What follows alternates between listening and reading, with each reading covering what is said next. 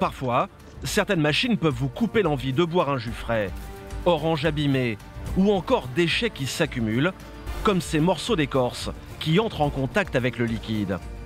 Le risque, c'est de retrouver dans sa bouteille des traces de produits chimiques utilisés pour conserver les agrumes après leur récolte.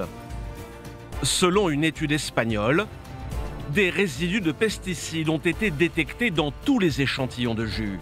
Plus inquiétant, on peut observer une accumulation de résidus de pesticides quand les machines fonctionnent en permanence. Plus vraiment la promesse d'une boisson réputée bonne pour la santé.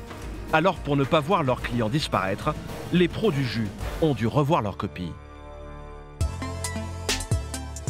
Près de Paris au petit matin, nous retrouvons Jérôme Aubourguet dans cette grande surface de Châtenay-Malabry. Bonjour.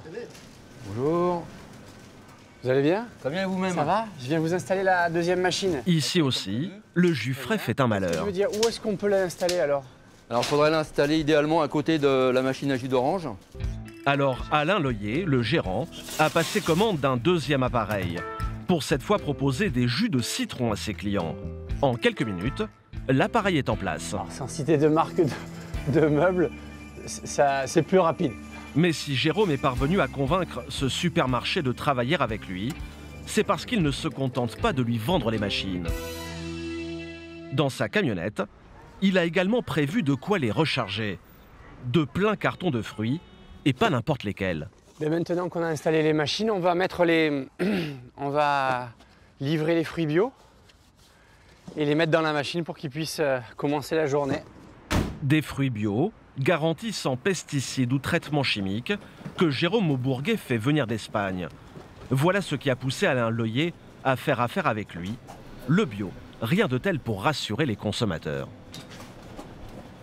Je pense que si les fruits qui servent à faire les jus n'étaient pas bio, effectivement, il y aurait une demande moins importante. On a senti un accroissement de la demande, oui, les ventes sont de plus en plus importantes sur ce type de produits. Mais en définitive, que les fruits soient bio ou pas, la promesse d'une boisson saine est-elle vraiment tenue par ces jus fraîchement pressés? Et la réponse a de quoi surprendre.